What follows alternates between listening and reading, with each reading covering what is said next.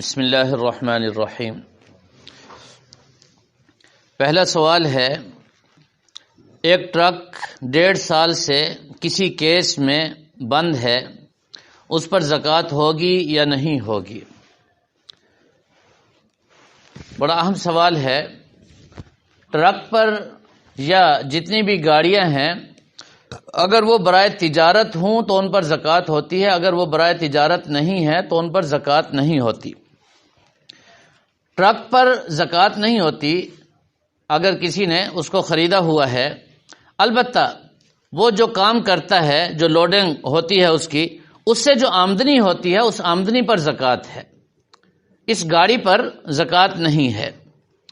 اسی سے ملتا جلتا سوال اگلا اسی صاحب نے لکھا ہے، کار موٹرز پر جو برائے استعمال ہے، گھر کے استعمال میں ہے، اس پر زکوٰۃ ہوگی یا نہیں؟ موٹر سائیکل ہے، کار ہے، کوئی بھی گاڑی ہے، اپنے گھر کے استعمال کے لیے ہے، ضرورت کے درجے میں ہے، تو اس پر زکوٰۃ نہیں ہے۔